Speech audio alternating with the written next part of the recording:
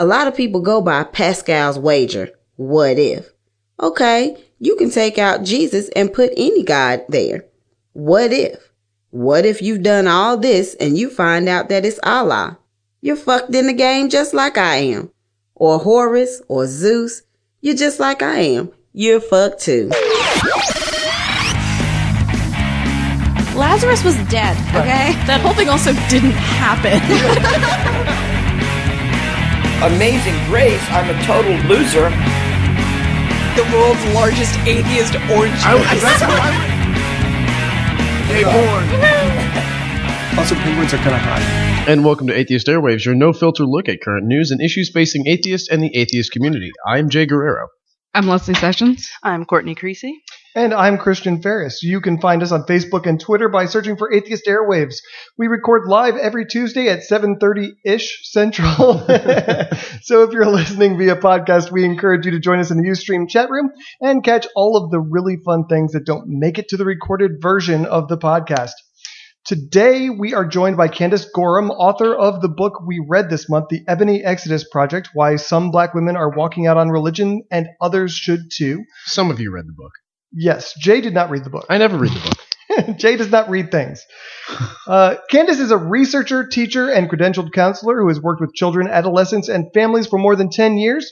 She holds a master's degree from Wake Forest University and is the founder of the Ebony Exodus Project. She's also a former evangelical minister with experience casting out demons. So later on, we'll see if she can help us out with Jay, whatever the hell your problem is. I hope she can figure it out. Thank you so much for being with us tonight, Candace. Thank you. I'm happy to be here. So first of all, I just wanted to say that I really enjoyed reading your book. I wasn't sure what to expect from it, but the stories you told in that book were really visceral to me. I mean, there was a lot of emotion that you could really feel, a lot of anger, and even some humor, I guess, came across. And I just felt like it was all really genuine. So I just want to say at the top, I really enjoyed reading your book. Well, thank you. I probably would have enjoyed it.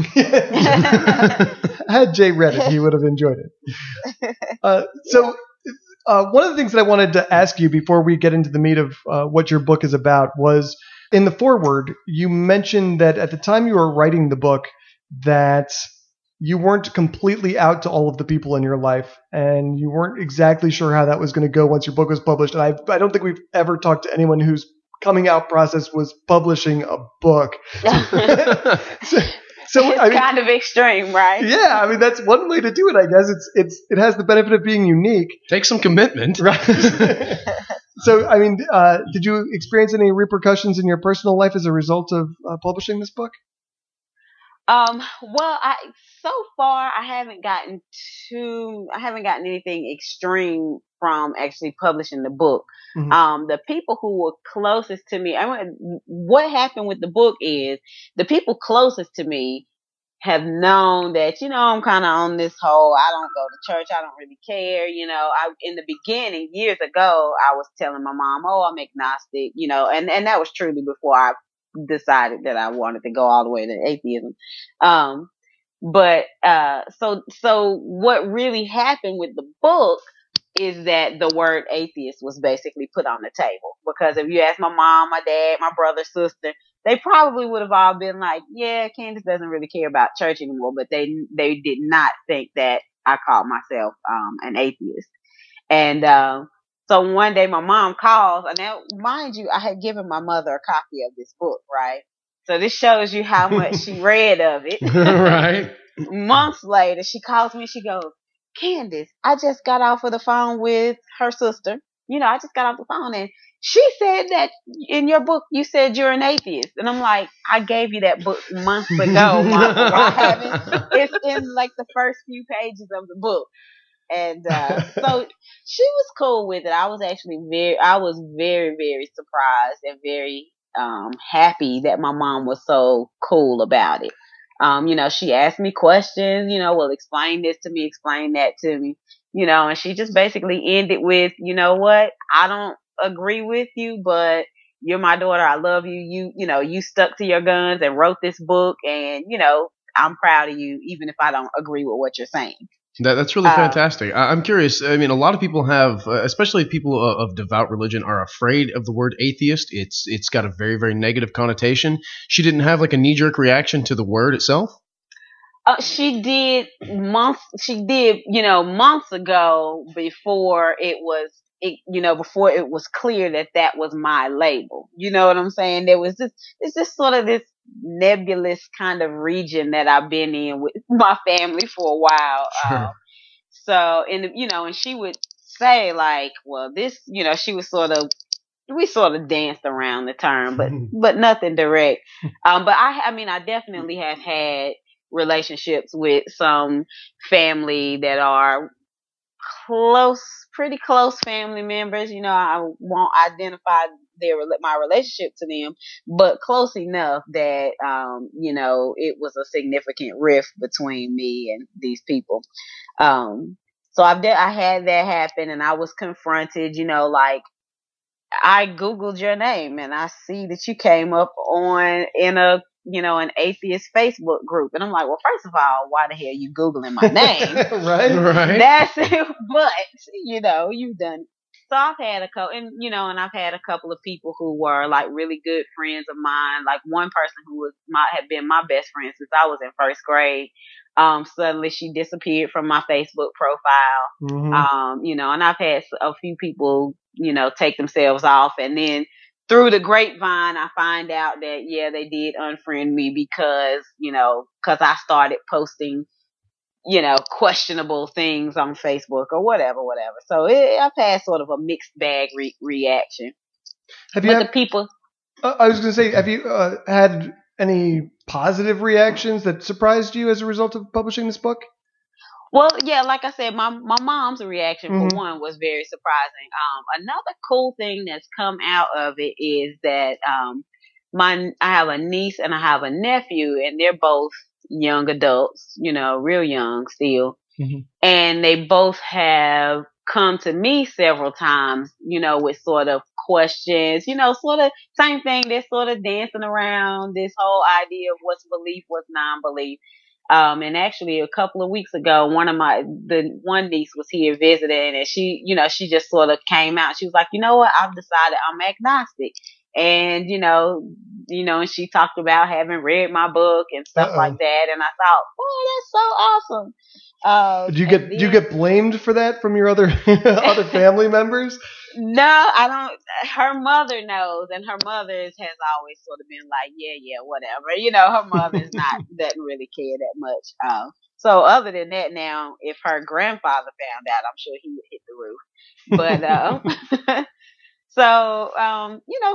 and just in general, I've gotten a lot of really positive emails, a lot of really positive reactions. I've gotten a couple of, weird random emails, or, Twitter, I've been called, a devil worshiper and a demon and all of that. But, I haven't had anything extreme in my face besides that one family member that I told you that searched me on the internet.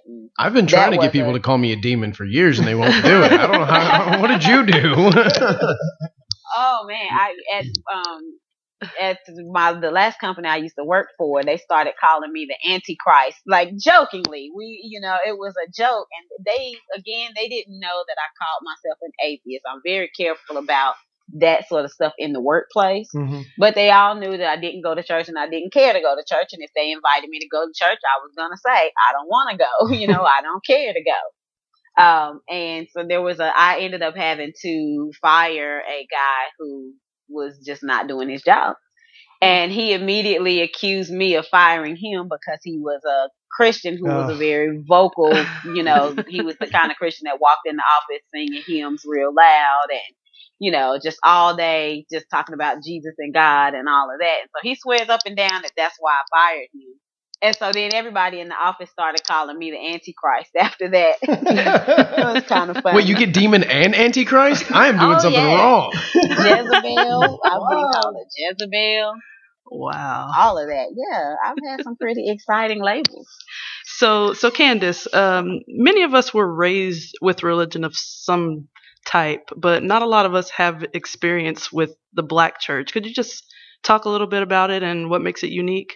hmm Well, of course, I go to great lengths throughout the book to be fair, to be fair about, not putting everybody in one category. And so that's the first thing to say. Obviously, the black church is very diverse. You got your Muslim, you got your, Methodists, and you got your Baptists, and you got your Holiness, Pentecostal. So there's a wide array. But one of the points that I make in the book is that there's sort of a vibe about what it means to be black and Christian, or what it means to be black in America. And the extension of what it means to be black is it also means that you're a Christian. So there's sort of it's sort of more of a cultural thing that just exists more so than the actual specific building or denomination or whatever. So when I say the black church, what I really often mean is this thing that's common in the black culture. And a lot of churches more and more, I feel like even with the liberal churches, you have your real liberal ones, and then you have the extremely conservative ones.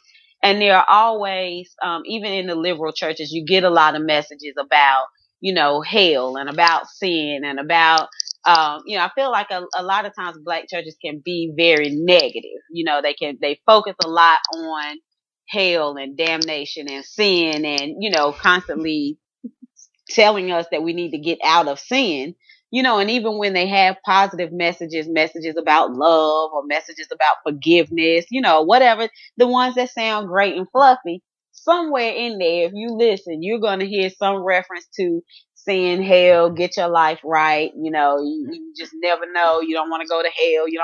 So it's just sort of this constant pervasive, idea in the black community that like everything could be a sin and everything could potentially send you to hell. And so you really gotta, constantly be staying on top of your game. I mean, even people who don't go to churches, they'll still, talk about God or the Bible and, I still believe in Jesus. They'll even say, I'm not saved. I don't go, but I love God and I believe in Jesus, and you know what I'm saying? So it's Sure. just this all pervasive sort of thing.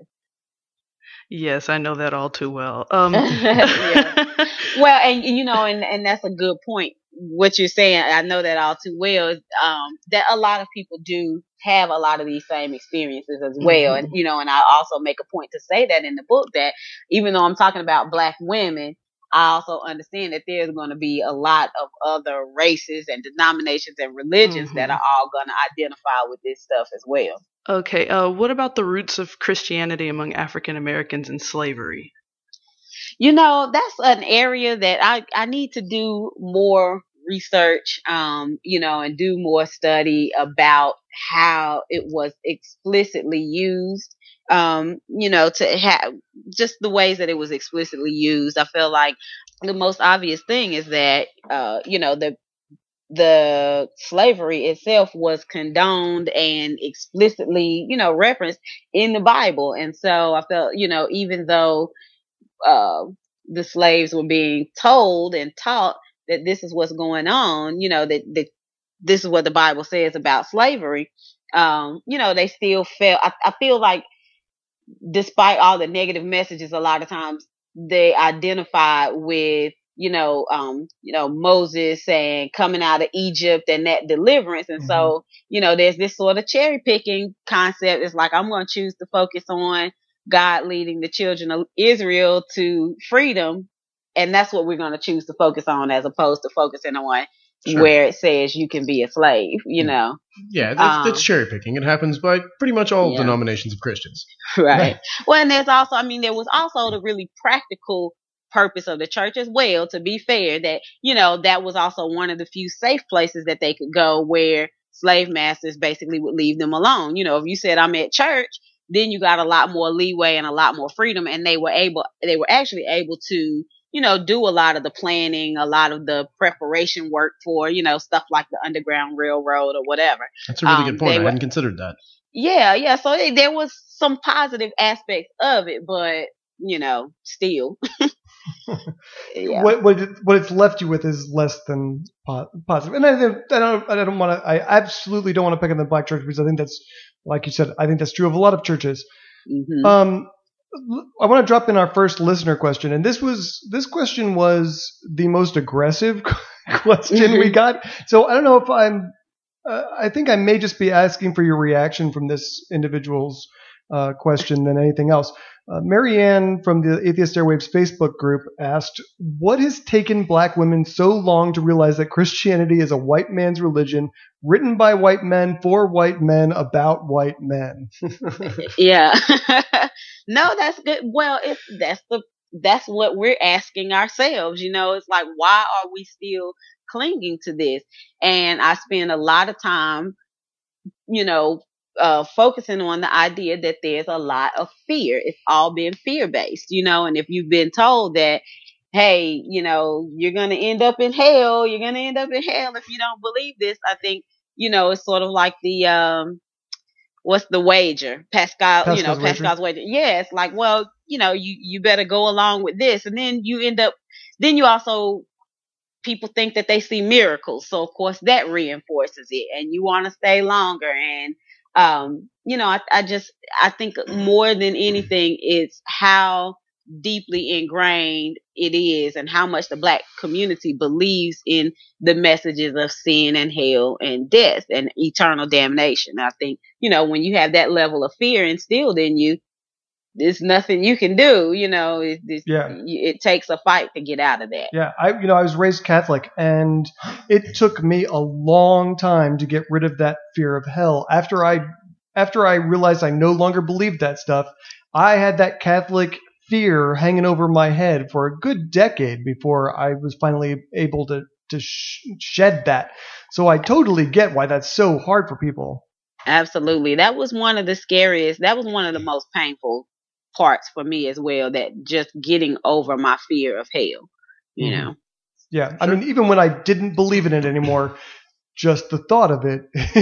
Right. Exactly. Yeah. Okay. So Candace, many of the women in your book, they seem to have a very strong will. They're very strong people. It's interesting that religion seem to be able to bend them when little else really could.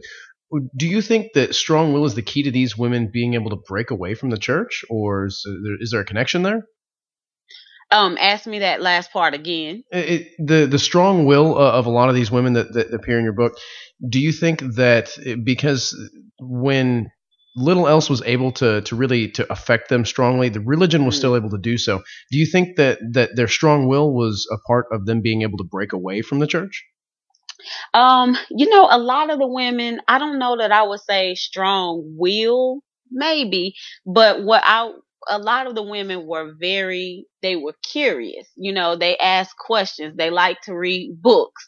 They were interested in stuff. And the ones who were like me, the ones who were the deepest and the craziest and the, casting out demons, we were actually seeking to get closer to God. And so to get closer, we wanted to study more and read more. And then that's when, at some point, sort of the intellectual side of you just says, you know what, I just can't continue to believe this.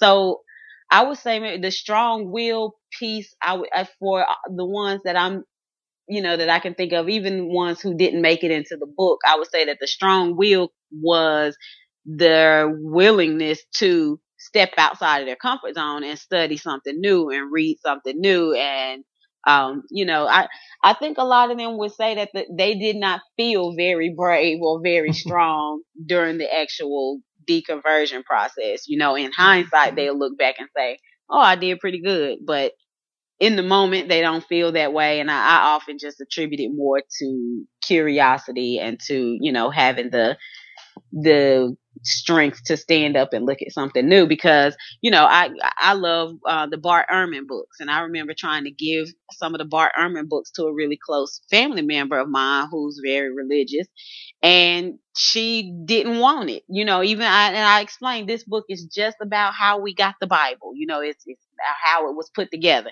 It's not it's not trying to pull anybody away from religion, but just knowing that was a book that I studied from, she was afraid that it would plant some doubt. And I went out and purchased this book and gave it to her, and she left it in my car and she just said, no, I don't want it. So I think that's oftentimes it takes some extra something to step outside the comfort zone and actually read the other stuff that contradicts what you've been believing. I looked at a lot of what the women were saying in your book, and the theme to me was reading new information and saying, this sounds like a bunch of bullshit over and over. It is. Yeah. So many people think that we leave religion out of, anger. I mean, you guys know this already, and probably all of your listeners know. We've all heard it 1,000 times. You're angry. You just want to sin, this, that. And oftentimes, at least in the Black community, at least for Black women, oftentimes it's about studying because we believe it so deeply. It's so ingrained in us. It takes something major to help us shift. And oftentimes it's studying and learning something new. So you talk in the book frequently about how the willful suspension of critical thinking in the community. What do you have a sense of what separates those people who are, actually engaging in that process versus the people who are leaving books unread in your car so that they don't have to confront issues like that? Right. You know what? If somebody can explain that to me, I'll come up with $1 million. Because, and even just looking at myself, I look back and I think I'm a highly educated Black woman. I think I'm kind of smart. I know all of these people that I went to college with. I know plenty of very smart, lawyers and doctors, and I have a close family member that has a really high position in some ways that I can't say, but you know what I'm saying. But he's still very ultra Christian and has even written, Christian books, to go. And it's just like, wow, you're so smart, like. And so I think, again, like I said, honestly, I think that mostly all of it will come back down to some level of fear, and even though people may not recognize that, they may not realize it or say it, as with the people who I interview, oftentimes it takes us actually sitting down and reflecting what's going on. And oftentimes people realize, wow, this fear was instilled in me when I was a child. So even though I'm 20, 30, 40 years old, maybe they're not fully aware of how deeply that seed of fear was sown in them at a young child. So even though now they're grown, they're thinking, oh, no, I'm making this conscious decision to serve God. And, I feel him in my spirit, this, that, and the third. But they don't realize how deeply ingrained this fear of hell and death is in the Black community in general.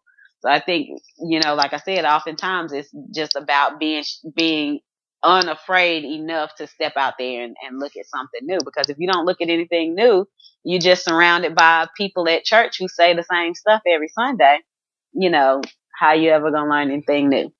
Yeah, I imagine, you were talking about earlier how religiosity is wrapped up in self-identity, and that would just be terribly hard to divorce yourself from, just from a social perspective, I imagine.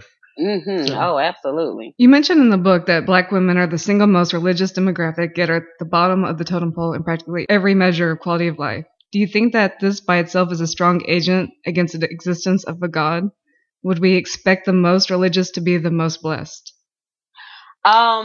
Depends on who you ask. I think that in a lot of the Black community, that's sort of split, because if you ask some of the older generations, they'll say, no, it's not about getting blessed. You should just be serving God and be broke down and pitiful if you want to be, whatever.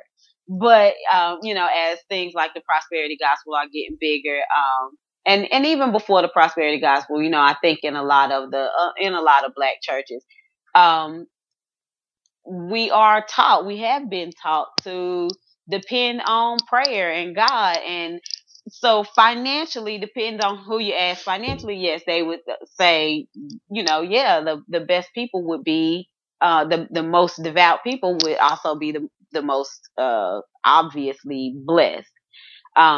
But I think if you think outside of take money out and you think about stuff like health, sexual health, physical health, diet and exercise and all, I think that would be sort of across generations where this message is, you should be going to church. You should be depending on God. You should be praying, and there's this just sort of, mass distrust of, the medical institution, I suppose, in general, because it's sort of this, oh, you go to the doctor, you just never know what that white man might give you.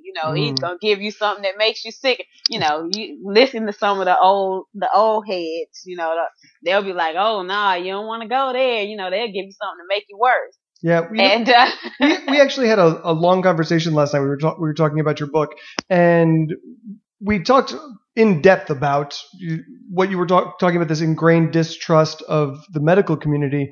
And do you think that's because of things like forced sterilizations, Tuskegee experiments, that sort of thing? Is that where that comes from? Absolutely. I think so. I absolutely believe that that's where a lot of that comes from. And so it's reasonable. There's Sure. a reasonable level, of distrust and fear that you would expect in that situation. But at the same, well, of course, the flip side is, well, what are your options? Your options are to sit on the couch and continue to get sicker and sicker. And eventually you're going to have to go to the doctor, because if you're diabetic, they're going to have to cut that leg off. Right. It's like, you might as well go ahead and go to the doctor now, right? Well, I was just going to say that's a really messed up dichotomy, though, because on the one hand, you've got a medical community which can help you, but on the other hand, you have a history of, these aren't conspiracy theories. Right. These are things that actually happened. They gave people syphilis to see what would happen. Right. Yeah. I mean, do you think that that the Black community is seeing like modern day situations, direct mistrust, that there's a reason for this direct mistrust? Are we seeing some sort of racial issue between the fact that there's probably more doctors of Asian, Indian, or white descent rather than Black? Is there something like that going on? And again, that's an area that I need to do more research. I'm sure that there is a lot of research out there, especially about just sort of disparities in treatment, quality of treatment. How much time does the doctor spend in the examination room with a white patient versus a Black patient? Or you go into the Black communities and, there's only one health clinic to serve everybody, and it's overpopulated, and there's not as many good qualified doctors there. So I think there's a lot of stuff that is actually going on, that either explicitly or implicitly, Black people are sort of get the message that, when it comes to medical treatment, maybe we're other in some kind of way. We're not as highly prioritized. You did say at some point, though, that they also, if they did depend on prayer, that they were also seen as having a greater faith for going through the sickness. You know what? And that's a good point. Absolutely. Because I definitely, I know I've been told, numerous times, for everything from the sniffles to being suicidal, all from that whole gamut. I've been told over the years, well, you're sick because where's your faith, girl? You need to go have some faith. Have you fasted? You can't get rid of this cold. You need to go fast. Or, definitely, I've had the devil of, depression and suicidality cast out of me so many times. I don't know, that thing just keeps coming back. But that's what I'm saying. So when I made the step to go take, medication, to start taking medication, I was terribly embarrassed, because I was a minister in the church still, and I didn't want anybody to know. And I remember the only people who knew were my mom and my husband. And I was like, if either of y'all tell anybody, I'm going to lose it. And so that was definitely one of those things where, again, like I said, I had explicitly been told, by my pastor that I should not be taking medication because, I should be dependent on God. And that was a sign that I wasn't exercising my faith. I still get that. So yeah, so you get those type of explicit messages, and then just sort of this constant idea that we should, be dependent on God. God is my everything. God is everything, then stuff gets neglected because you're so busy, praying about something when it could just be something real easy. So Jacob Gossip 5 in the chat room was asking, is there a connection between religion and poverty? And absolutely there is. And so just to bring it back to the original question we just asked, how do you rationalize the fact that you're telling people that if you give this money to the church, and Jay was looking puzzled when you brought up the prosperity gospel. So maybe you could talk a little bit, explain that to Jay like he's 4. Yeah. I might as well be. But people who believe that, I mean, they don't see any evidence of it. How does that belief persist through generations of poverty?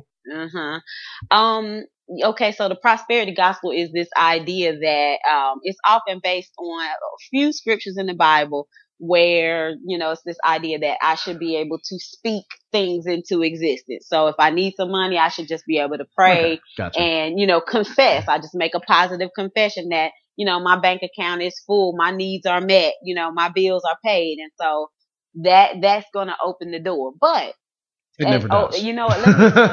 Let me explain to you this way. Give me a second. So one of my last pastor, the pastor of the last church that I went to, he used the analogy of like a Sam's Club or Costco's or BJ's, like the big outlet type you have to have a membership to get into. Uh-huh. So his analogy was that paying your tithes is like just buying the membership. It just gets you in the door. You don't actually get anything for it. It just gets you in the doors. Now, if you want a blessing, if you want to actually take something away from that store, now you got to give extra because. Did he sell cars as well? Because he sounds like he'd be good at it. Right. Well, and because again, the Bible talks about you got to sow a seed. You sow a seed, that's money. The money is considered a seed. And so when you give that to God or you give that to the church, supposedly it's going to grow and sprout leaves and it's going to be a beautiful little money plant. So how many helicopters did they buy him? So that's basically the prosperity gospel. And when you're looking at, the TD Jakes or the Casey Prices or, I don't know if you guys know those, but a lot of the oh gosh, what's the real nice one? Like he's obnoxiously nice. He gets on your nerves. I can't think of it. It'll come to me in a minute. But a lot of the ultra rich, mega church pastors, and that sort of thing, you see them living this lavish life. And so you think, they're telling you all I did was tithe. All I did was pay my offering. And so my last pastor he used to say, if you're not living like me, you're doing something wrong. That is a direct quote. You're not stealing. If you're not living like me, you're doing something wrong. Now this was a man who had a Harley and a Lincoln Navigator and a BMW, and he lived in a gated community. And, he used to brag about how he could just step out of his bedroom door and jump straight into his pool. Like he would stand up there and just like brag about all this stuff and then would tell us the reason he got it was because he paid tithes and offering. So, hey, I want a pool right outside of my bedroom too. Let me get in on this, I fail to understand why people can go week after week and they're following all these things, and it's not specific to the black community or any. How do people rationalize this? Yeah. I gotta say the one of the stories in the book that really stuck with me was the story about the woman who had money to pay her utility bill, went to church and decided to give it to the church instead, got disconnected and all that. And it seems predatory to me. And I just wonder if this guy with the Lincoln Navigator, does he believe that this is true? He can't possibly, right? I believe that he believes. I think that pastors, they know it's a business. Now, don't get me wrong. Mm-hmm. They know it's a business. They know they have to drive home the point. They know, hey, of course I used to, I was a minister. I used to sing on the praise and worship. So they would say, explicitly, man, when we get to the offering, y'all need to really build it up. Y'all need to really praise God so that, people will feel led to give. So they know it's a business. They know they know how you can use music and lighting and stuff to affect people's emotions. They know that, and so I think that there is a predatory aspect to it, but at the same time, I think that there is a level where they actually believe it too. You know, Sure. I think that it is there, but I wouldn't say that. I mean, I definitely would say they know to a certain extent what they're doing, you know, and that's been me. I've had things, you know, disconnected or taken away from me, or, you know, losses because I chose to pay my tithes and offering. You know, I hate to admit it, I tithed on student loans. I'm so embarrassed to admit it. But yeah, I did. When I would get my student loan refund check, I would peel off my crisp $100 bills, and I was rushing. I didn't even wait for church service. I just went straight to the church. Like, I got this money, I need to get a church. Wow. And, yeah. The other thing that was prevalent in your book was this idea of public shaming in the church, about shaming people who didn't attend, shaming people who didn't give, shaming people who didn't give enough, really. It seems very coercive in a lot of ways. Yeah, absolutely. You know, those are the worst. I think a lot of people feel bad about those. I think even, you know, when it's all over, even if you ask the congregation, when you have a service where they've been really, really, really pushy, you know, I think just about everybody would agree with that. Even, you know, even those of us who, you know, were all about the prosperity gospel, you know, oftentimes, you know, we've left church services before, and me and the pastor and, you know, other people are like, they just went too far with that. They took it too far. So, but yeah, I mean, absolutely. I've seen it get real nasty. You know, I saw one man tell a person she needed to go to her car and get the change out of her drink cup, if, you know, her cup holder in her car, if she didn't have any money to give. And what'd she do? She ran to her car and got the change. Wow. Yeah. We have one listener question, and then we're going to take a brief break. Matthew from the Atheist Airwaves Facebook group asks, who do you think would be a good role model in today's society for young Black atheist women? You tell me. That's a good question. That is a good question. I have to think about that. You know, I mean, if you're asking, can I think of another Black woman that might be a role model? That I don't know. I mean, I don't know. It just depends. There's not many out there that it depends on how religious they are. You know, how much are they going to press their religious beliefs or not? Sure. Yeah. Let me remind you that you're listening to Atheist Airwaves. We are sponsored by Corpus Christi Atheists. We meet every Sunday at 5:30 p.m. We're going to be at B&J's Pizza off of SBID and Airline. That's this Sunday. If you don't know where that is, visit ccatheist.com for a list of our public events. If you're interested in connecting with our affiliates, please visit southtexascor.com. You can connect with our sister organizations there. Okay, so let me give one more listener question. This is another one from Matthew from the Atheist Airwaves Facebook group. He's in the chat room, and I was teasing him that this is, you know, most of our listener questions came from him. He noted that a recent study suggests that teaching children that Bible stories were fact made it harder for them to tell the difference between reality and fiction. He says that he lives in a poor multicultural neighborhood where there's a church and a liquor store every other street. And his question was, with the large amount of these children attending church, would you say that religion is making it harder for them to succeed later in life while already growing up in poverty? I do. I absolutely believe so. Obviously, you know, I used to also be a teacher. So obviously, you know, I could go down the whole path of how, you know, the education system in general is failing the Black children. I could go down that path if I wanted to. But I definitely think that there is an aspect of, you know, the church. I mean, think, you know, just even something as simple as how much do you have the child at church?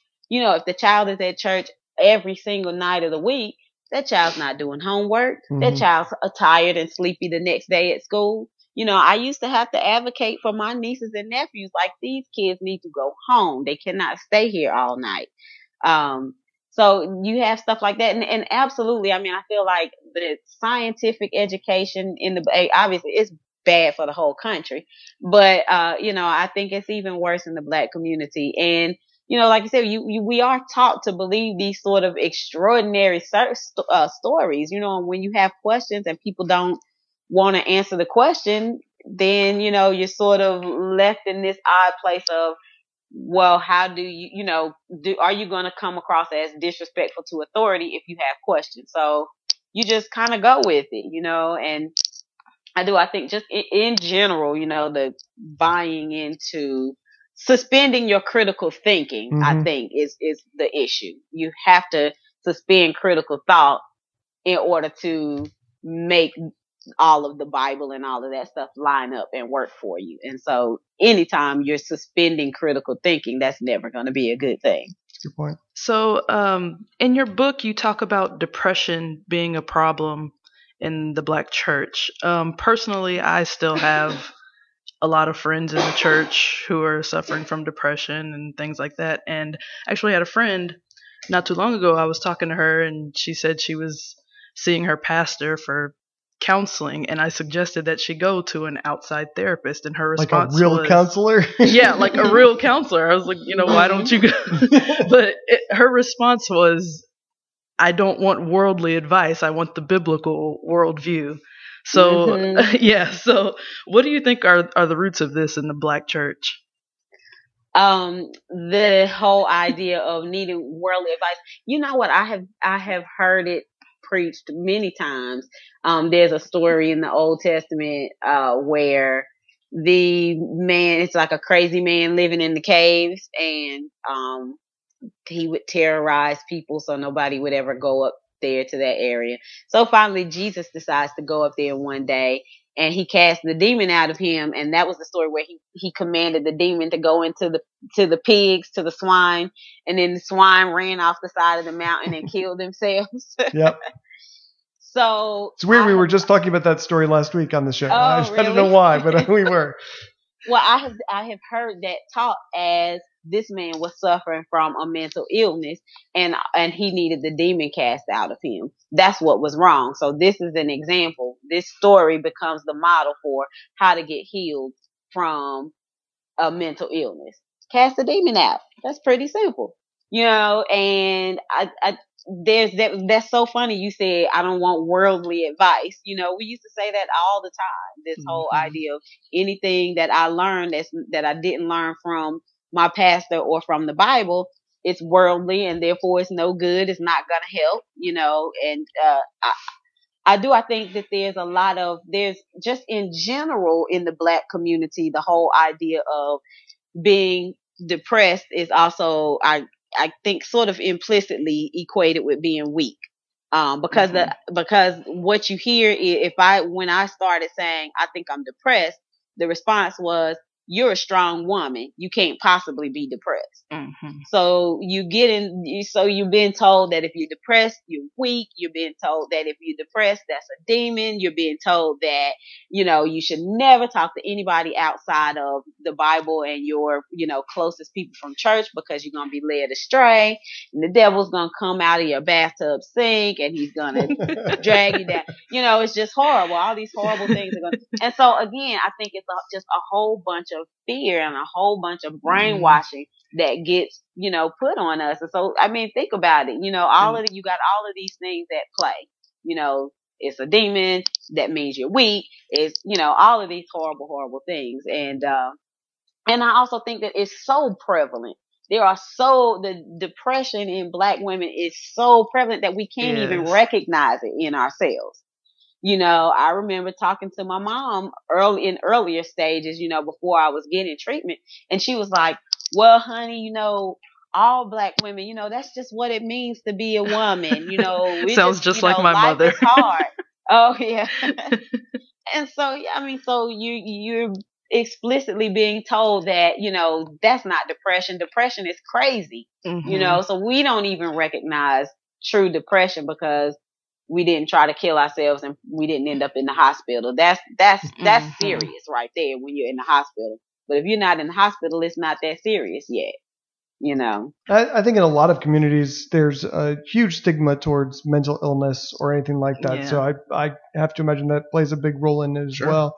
Absolutely. Another listener question, Reb from the Atheist Airwaves Facebook group, notes that there is an unfortunate issue of sexism within the atheist community, and he wanted to know if you felt there was any significant problems with racism inside the atheist community. Um, a lot of people talk about that, about racial issues, and I know that the whole sexism is becoming a conversation that I'm hearing more and more. Yeah. I, as of yet, don't feel like I've come across anything that bothered me, like sexist or racist. Okay.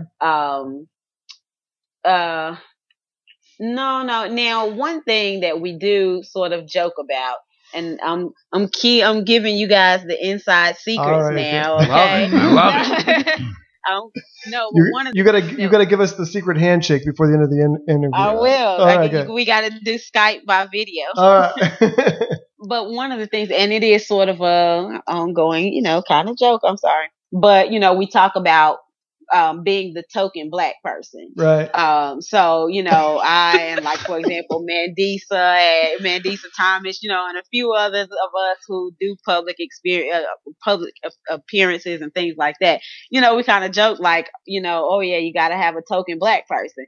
And I'm like, you know what? I'll be the token black person because you guys are buying my books.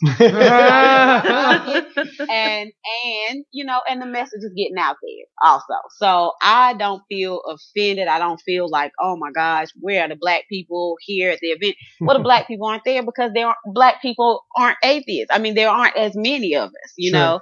If you proportion wise, you shouldn't expect to see, an atheist event equally represented, 50% black, 50% white, or, whatever. You shouldn't expect to see that. Because there aren't that many of us, and then those of us who are, not all of us are out.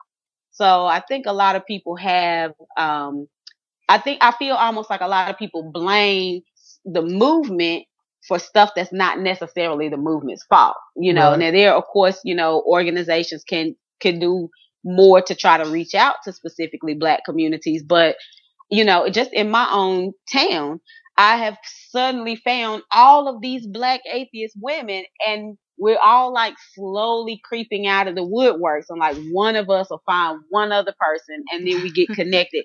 And so it's like we're just not out. And so, I feel like it's really difficult. A lot of people call racism, I call we're just not, enough of us just aren't out there yet. Okay. All right. Since you're giving us all the inside information and all of the secrets, I've got a question for you. Okay. One of the stories in the book, there was a woman who talked about how she came to the realization that she was an atheist, and she started looking up communities, and she went out to the atheist community, and she's like, it's a bunch of white dudes, and they don't understand my issues. They don't understand what I'm dealing with. What are the issues that a white dude like me just will not have any basis for understanding?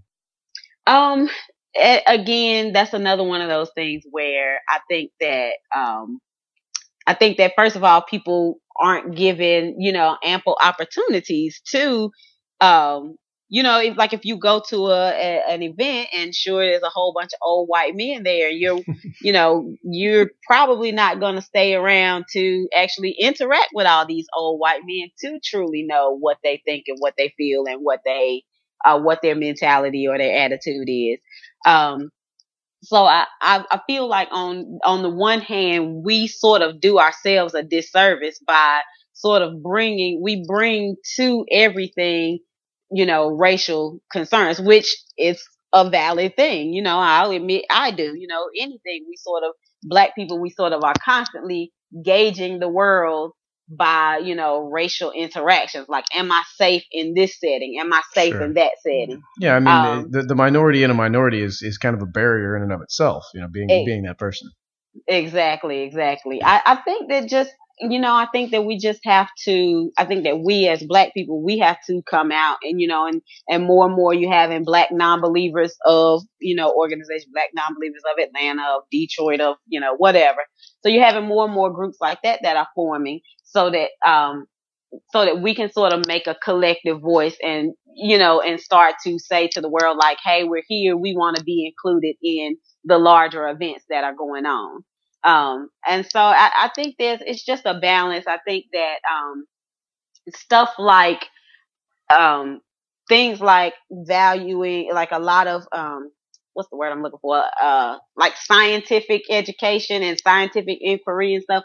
A lot of people see that as like a white man's interest, you know, and black people, we're interested in social justice. We're interested in, you know, equality and equal rights. And so to an extent, that's reasonable. That's a good thing. We do need to be worried about those things because we do still face a lot of racism. We do still deal with a lot of prejudice in the country. And so it's true. We do need people to address those things. But I think that in the meantime, I feel like we're neglecting some of the not more value. We're neglecting some of the stuff that I personally would say is of equal value, which is the factual information, the studying scientific inquiry, knowing about evolution. You know, those are the sorts of things that I feel like that's the stuff that really solidifies it for me. You know, my non-belief isn't just about the fact that the Bible doesn't make sense. My non-belief is about the, you know, laws that govern this universe and how that makes sense and this other stuff doesn't make sense. And so I'm constantly encouraging black people, don't get stuck in the social justice stuff. You know, you feel like the scientific world is the white man's world, but why does it have to be? You know, the laws of the universe are equally impacting all of us. So don't shut that out based on the attitude that that's the white man's and they don't want me over there anyway, so I'm not going to go over there.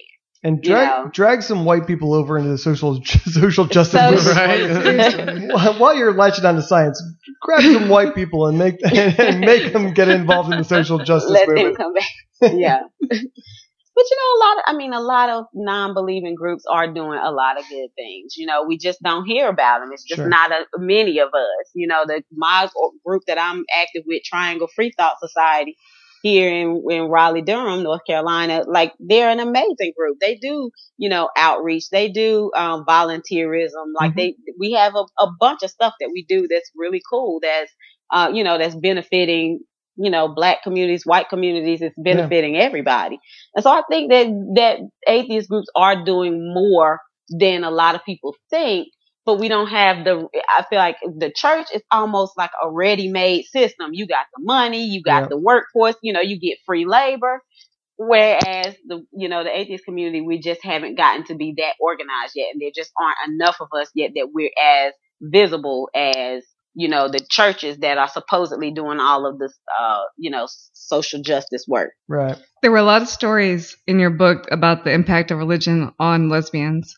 A Pew Research study in 2013 found that support for marriage equality in the African American community had grown along with other demographics, but still remained the most opposed to LGBT equality of all the ethnicities surveyed. Do you think that the opposition is religious based, or is it something else? Oh no, I mean, I think it's a completely religious based. You hear two things in the black community when people don't like the idea of marriage equality, gay, lesbian relationships. You hear one or two things. It's a sin and it's disgusting. Those are the two things that you hear. So do they pull out Leviticus? Yeah, actually, yeah. Some people do. And then, you know, in the New Testament, I don't know if it's Timothy or one of the smaller epistles by Paul. Yeah. You know, it references it there as well. It's funny because I've actually heard somebody, I don't think it wasn't a minister preaching it, but it was it was somebody that I knew that was another Christian as well. But it's funny that they were making the point that, you know, the Bible only talks about a man laying with a man, or it talks about something. And it's like, the Bible doesn't say anything about two women. You know, and it's sort of like, yeah, how convenient loophole. Is that for you as a man? Loophole. Yeah. No, you just go right through that loophole. But I mean, absolutely. I mean, what else is it? You know, what other, you know, I've heard, you know, some really ultra Afrocentric guys who, you know, are all into just crazy stuff. You know, I've heard them talk about, you know, stuff about reproductive rights. And I mean, you've heard that in other groups as well, not just this. Sure. But, you know, you talk about reproduction, you know, that doesn't go together. You got to be able to make babies, blah, blah, blah. But 99% of what you'll hear in the Black community is that it's a sin. So, yeah. And you also mentioned in the book that though African Americans tend to vote for mostly Democrats, that they also are mostly conservative. Why do you think that is? Isn't that the craziest thing? That's another one of those crazy contradictions that just doesn't make sense. When it comes to all of these other social issues, we're very much like, hey, we need to band together. We need to be working together. But yeah, when it comes to gay marriage, when it comes to marriage and sex and, even politicians and stuff, oh man, I shouldn't admit this, guys, but I'm going to. I voted for George Bush in the second term. Second term. The second one. The first one would have been a little forgivable, a little bit. It's okay. It didn't matter anyway. It was religion. I'm telling you guys, I kid you not. It was all like I was watching like Gerald Hagee all the time,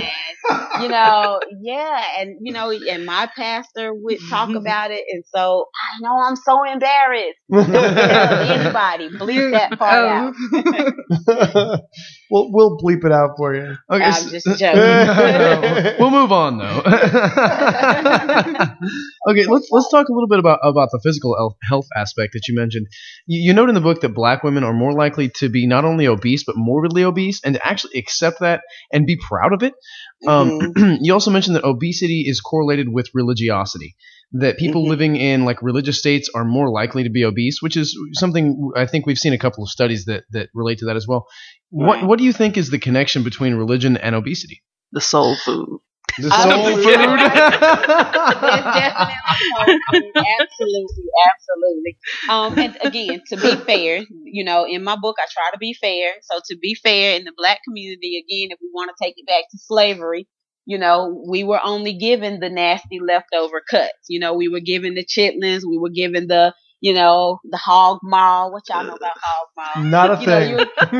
You were given all of the nasty leftover parts, and that's what you ate. You didn't have a choice. And so then that just sort of becomes part of Black culture. You learn how to spice it up, make it taste good. So here we are now. We're proud that we know how to make chitlins and pig feet. But in terms of how I feel like religion contributes to that, I feel like religion contributes by not, the faith healing stuff, so if you're eating unhealthy foods and you're getting sicker and sicker, but you believing in faith healing, that's not helping the situation.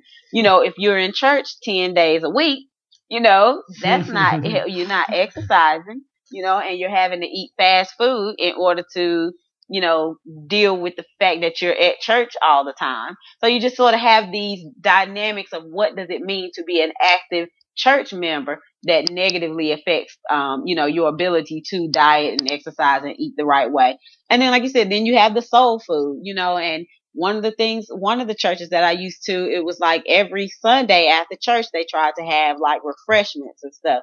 Now our church was ultra broke. So you know what our refreshments were? Those little, like the little cheap butter cookies that look like little flowers that had the hole in the middle. I love those. That was that. and then the store brand, like fruit drink. They didn't even call it punch. So that was like our after church, it's like refreshment. Sugar water. Sugar water with dye. Melted snow cone. Exactly. So you have that aspect. And like I said, I think it just boils down to mostly to the dynamics of, not being able to have the time to exercise, to diet. And then it's just sort of deeply ingrained in the Black community, period, that like, what soul food is and how great soul food tastes. And just depending on faith healing and prayer to heal you. And then again, like you pointed out also I really believe that in the Black community, it's more acceptable to be, for like a size, 16, for example, is, that's in our society, that's kind of average, but that's also seen in the Black community as if you go below that, you're starting to get too skinny. I lost 120 pounds, and when I got down to a size 8, everybody was like, that's not healthy. That's not healthy. But I'm like, how is size 8 not healthy? Like, I'm still not even all the way, I'm at the top end of the BMI scale Right. at a size 8. And so there's a whole lot of like, you're proud to have a big butt, proud to have curves, that sort of thing, which is great. Like, be proud, but also recognize that you also got to be healthy. Don't be so proud of your body that you're going to neglect it and be unhealthy. We have one final listener question, again from Matthew. He wrote that the Bible was being used to justify slavery. It was used to justify Jim Crow laws. To ban interracial marriage. Why would the black community stick to a religion that was so used to beat them over the head? Well, like I said, that goes to my mantra, my story of the night, which is fear. It goes back to fear, and it goes back to you don't have anything, not having anything else in the world but this nice, safe building that black people could go to and gather at. And, a lot in the past, there was a lot that the church provided in terms of, that social network, that safety. When you're thinking Jim Crow laws, when you're thinking about that stuff, there was a certain amount of safety. And to a certain degree, I think, a lot of times people were maybe a little bit more respectful of like religious space. Obviously, we know black churches got burnt down and stuff like that. But, there was you had plenty of white people who valued, it, that sacred space. So we're going to leave that alone. And so there was some safety there, I believe. So I feel like, you got the safety, you got this sort of ready-made family and home and all of that. And I think, so that is all desirable. And then you add on top of that, this message that this is the one true God. And if you don't believe in this one true God, you're going to go to hell. Yeah. It's like, I don't get it. I'm with you. Like, I don't, and I try to think of my own thoughts, and that's why I keep coming back to fear, because when I think of my own thoughts of like how I explain this, another thing we used to say would be, we don't understand it now, but we'll understand it when we get to heaven. God moves in mysterious ways. So there can be plenty of recognition and acknowledging, the BS and being let down and being hurt, the stuff not making sense. But you don't question God, because you'll find out later. This is God's purpose for you right now. He doesn't want you to know or understand. So this is a test or a trial that you just have to go through. And there are plenty of stories in the Bible that reference people going through these types of things. And so we think, if Ruth or Naomi or Deborah or, Moses, if these people went through that, I'm a nobody. God would, why wouldn't I expect God to make me go through these same types of tests and trials? Sure. So before we let you go, Candace, you said you had a side project that you wanted to discuss? Oh, yeah. So I'm working on another project. My next book, I want it to be about black relationships and how being a non-believer or atheist agnostic, how that has impacted their ability to have relationships, basically. So I'm looking for black men and women I'm looking for actually two things. So I'm looking for non-religious black men and women to tell me their stories about their dating or their marriage to other people who are believers. And I'm also interested in what the believers also have to say. So that's where I have not found a single believer yet. Can you believe it? I can't find a single believer yet who will consent to be interviewed. I can't imagine why. So if anybody knows a believer who had a black Christian or Muslim or any religion, if they're black and they believe in a God and they've dated or been married to somebody who's not a believer, I would like to know their side of the story. And so I'm looking at, how is atheism impacting our ability to find and maintain quality relationships. Interesting. Yeah. It's interesting that this is the project you're working on, because the last 3 or 4 guests we've had, we've asked this question of Greta Christina, Peter Boghossian, Daryl Ray. We all asked each of them, and they all had slightly different answers. So, I realize you're at the beginning of your project here, but atheists in relationships with believers, always, sometimes, or never a good idea. You know what? I've already started my interviews, and you're right. I've gotten an array. Most of them have said either always a bad idea or sometimes a bad idea. Interesting. I haven't gotten anybody to say, "Oh, it's all good. It's cool. Don't worry about it." But I definitely have had plenty of people say that they feel like it's always a bad idea. Me personally, I believe that. I believe sometimes. I feel it depends on the level of religiosity in the Black community. Especially if you're trying to date a Black Christian woman, I would say you've got a major uphill battle, and you have to ask yourself, is it really worth it? In the early stages, you need to ask yourself these questions in the early stages of the relationship. And like I said, several of the men that I've interviewed talked about how it started out great, and the woman acted like she was cool with things. And then the further the relationship went, it was as if maybe she got into the relationship thinking that she was going to be able to change him, and so the relationship would fall apart because, you can't, you can't change him. It's rough. It's rough. I think it's absolutely rough to date a Black Christian woman. I feel like that's probably the most difficult relationship to make work. Challenge accepted. Okay, so one final question. Reb has asked us much earlier on. So what are your favorite psychedelics? Well, what time is it? Is it 4:20 yet?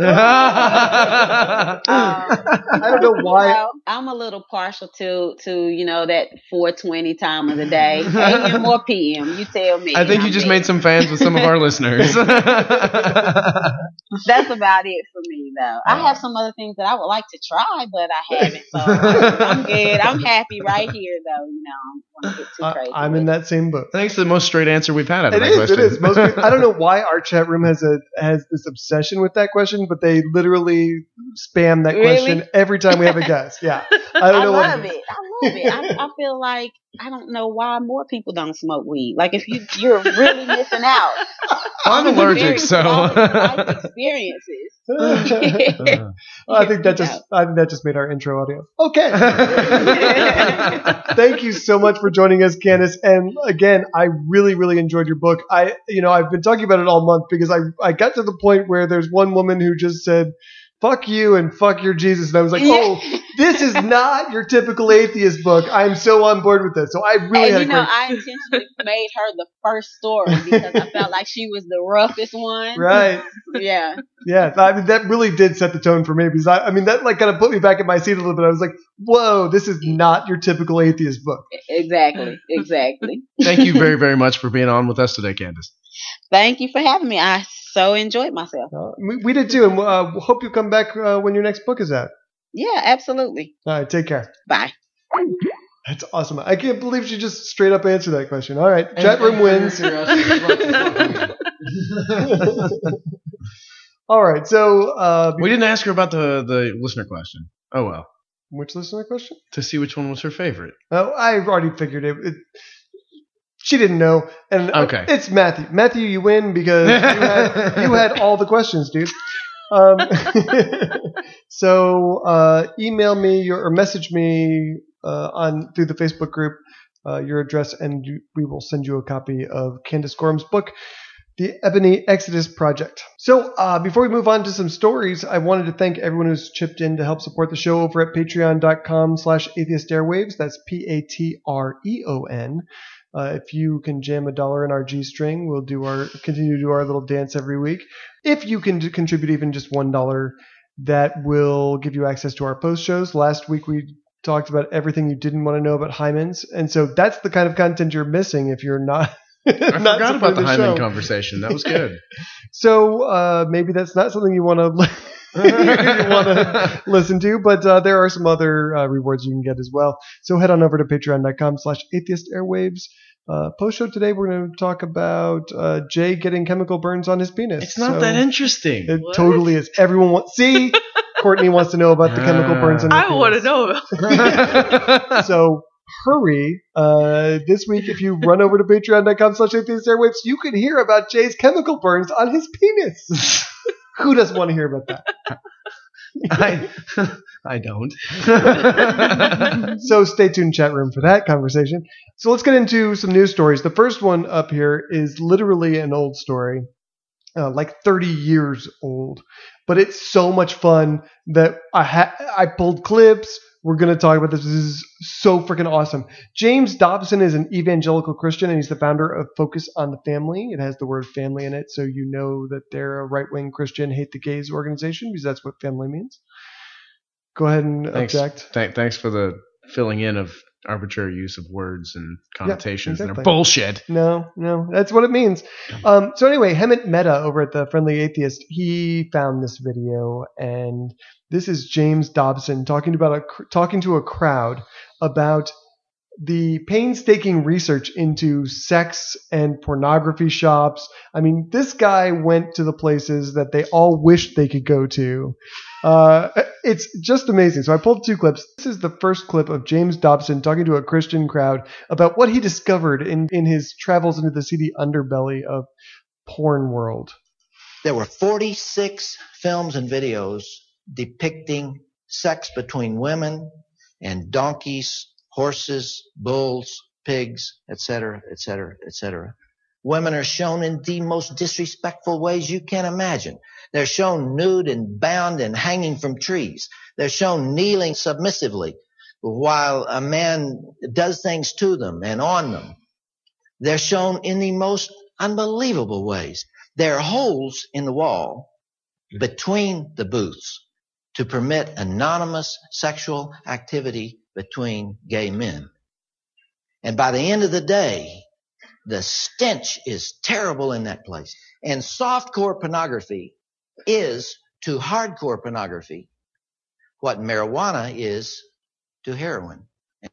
Oh my God! Now, can we first just give him a hand for taking the Gonzo journalism avenue at this and going and experiencing? I know, right?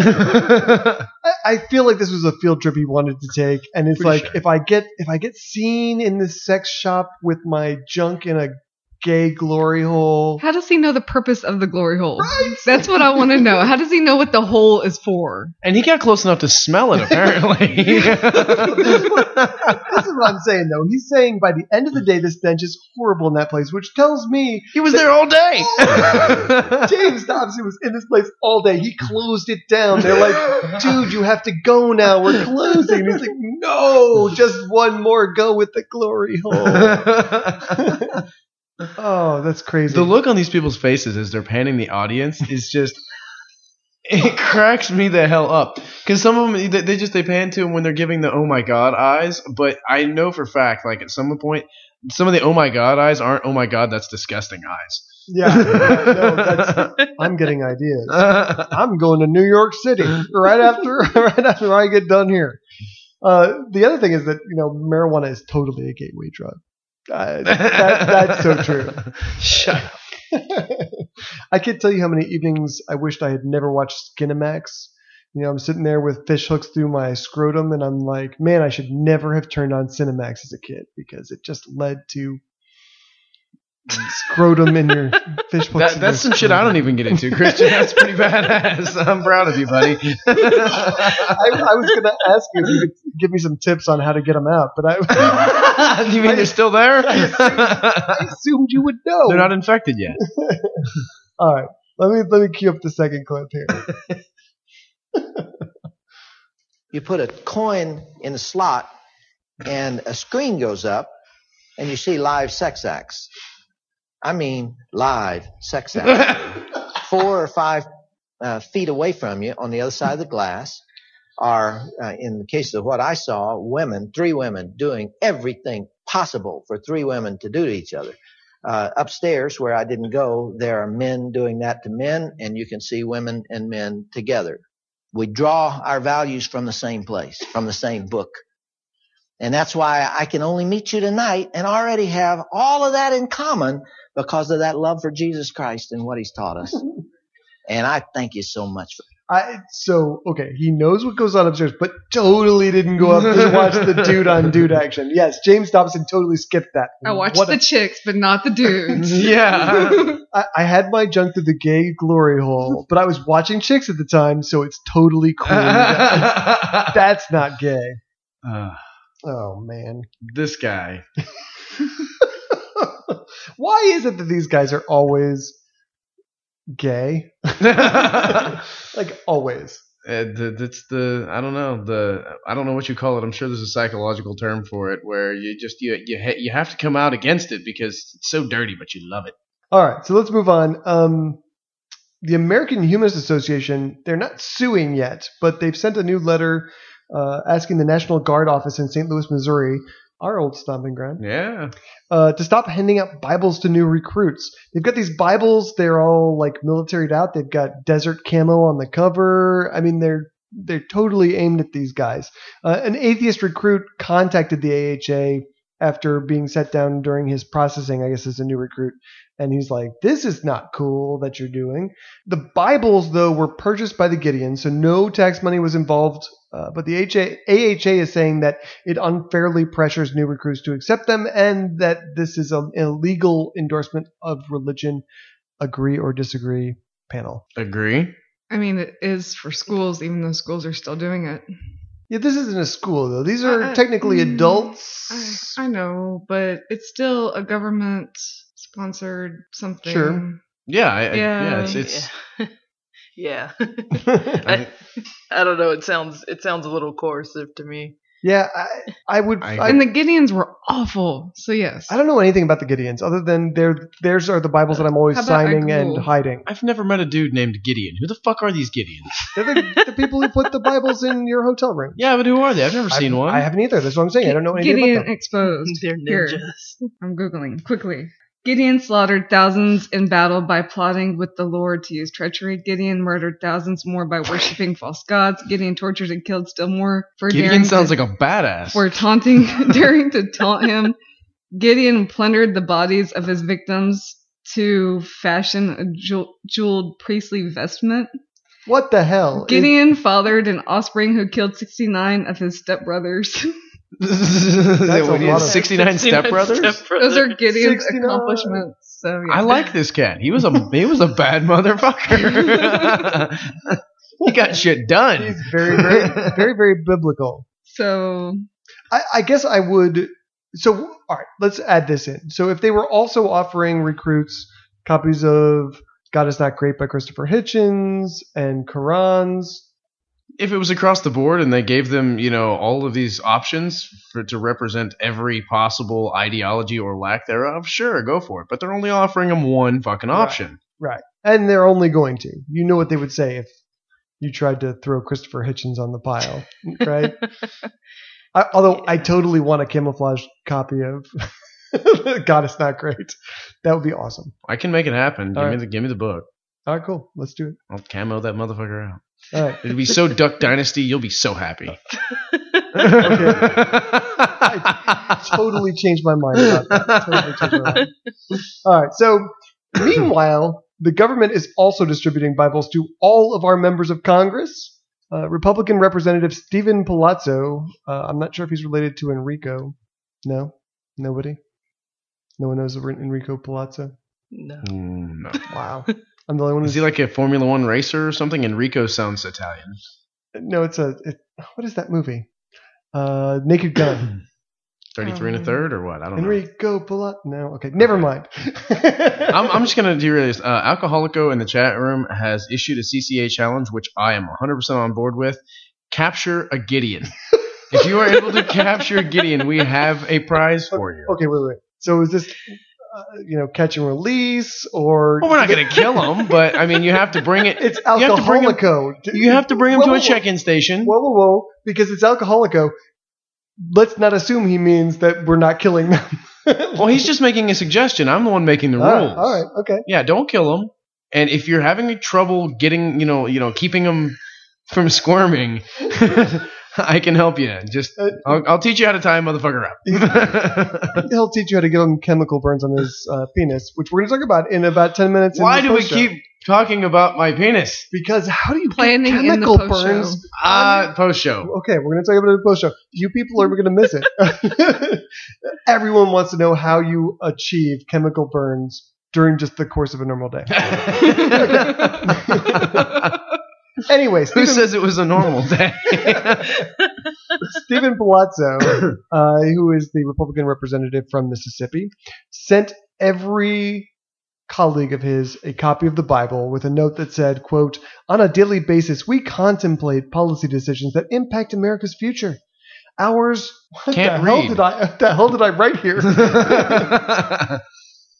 Our staffs provide us with policy memos, statistics, and recommendations that help us make more informed decisions. However, I find that the best advice comes through meditating on God's Word. Please find a copy of the Holy Bible to help guide you in your decision making. That would be some scary stuff. If we had 500 plus congressmen, 600 including the Senate, all meditating on God's Word as a way to make the laws in this country. Isn't that basically what we have now? I know, right? That's some scary, scary shit. So Barry Lynn, who's the executive director of Americans United for Separation of Church and State, had some words for this congressman. He said that, quote, "When a politician calls for using the Bible as the basis for public policy, what he or she is really saying is, let's use the Bible as I interpret it as the basis for public policy. When it comes to religion, our nation is pluralistic and diverse. Rather than look to the Bible or any other religious book to craft our nation's public policy, we would do well to examine another source instead, one that was actually created to guide governance. It's called the Constitution." I wasn't listening. Yeah, I could tell. I was watching the bromance happen. So There's bromance happening? What about this? just the gazing at each other. It was beautiful. That was my, you have no idea what I'm saying. The empty look in my eyes that all of my lovers see. Has it happened before? Has anyone done that before? Do we have any idea? Like anyone sent Bibles to everybody? I've never heard of that.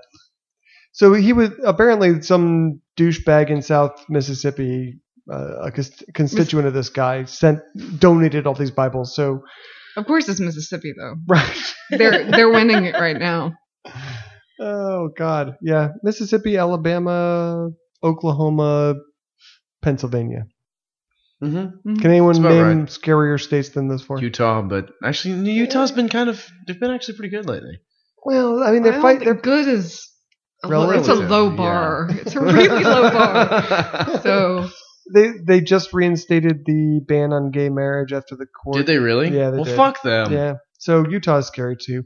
But I do agree with you. I feel like Utah is much less scary than it has been in the past. I don't know why. I just feel that way. Cool. So tell me about Houston offering Bigfoot class. What is that? There's a guy in Houston who hasn't seen a Bigfoot himself, but he's heard one. And he's done a lot of reading on the internet. So he has created what he's calling a college-style class about Bigfoot. How to find them, where they are, and all. He says he's trying to protect the information. He doesn't want the information we have about Bigfoot to die. He's afraid that his legacy won't exist after his passing if he doesn't pass along this critical information. Who's that guy from San Antonio? Oh, what the fuck? Dyer? Jake Dyer, Joseph Dyer. Whatever, Jacob Bill. Dyer. Whatever that guy Dyer. is. Yeah. Why are these guys all in Texas? Why? But he says he's heard Bigfoot in Beaumont, Texas. He was in his tent. It was his mom. Yeah, right. All right, let's just shut this thing down. Let's do Let's that. go. I want to talk about. we can do it. It's September 13th and 20th. It's $75. Let's go. $75 to hear about Bigfoot, and he's never even seen one. He's not going to have pictures.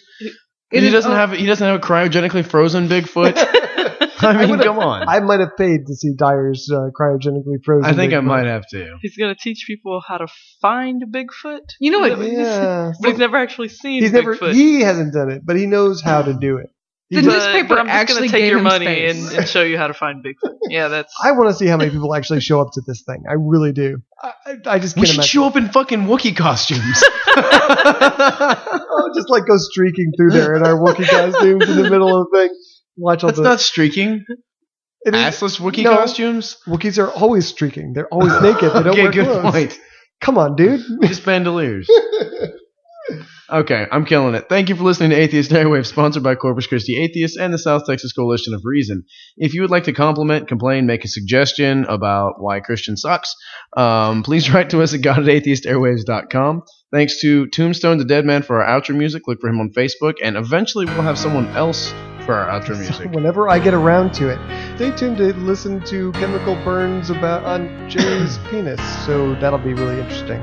Take care, guys. My tolerance for ignorance is non-existent. Why resisted? Because faith-based claims can't go the distance. You either gonna stand up for reality or surrender to the fantasy. But either way, don't care if people mad at me. My criticism's so much bigger than religion. It's about the fact that they're lacking in total skepticism. These days it kinda seems like being skeptic is a negative. So my position is the faith's a type of mental sedative. The type of things I rap about are really not cerebral. There's just an overabundance of really stupid people who get offended when I challenge all that sacred shit. Fuss and complaining, but then abstain from debating it. They want me suppressed, so they try to say that I'm obsessed. That knee-jerk reaction whenever they hear my views expressed. Some other ones that ain't blind sit on the sidelines, too scared to offend, but then defend all those dumb lies. You really think these things see you in a different light because you're the type that's passive, you're favorable inside their sight? You really think they think that you and I are not alike, and that they don't imagine you burning hot in the afterlife? To them, you're just a sacrilegious blasphemy, a tragedy, a heathen who doesn't respect his holy majesty. My contention, you're respected on condition that you never contradict them or speak against their convictions. So this is where I'm making my stand, and now regardless who don't like it or how they get mad, see why the rest of y'all capitulate and go with the plan. I'll be beating on this wall until I'm breaking my hand. So listen while I state official policy. No matter how I'm threatened with hell, they never silence me. I know that you don't see this as imperative, but I refuse to lose and let the stupid frame the narrative.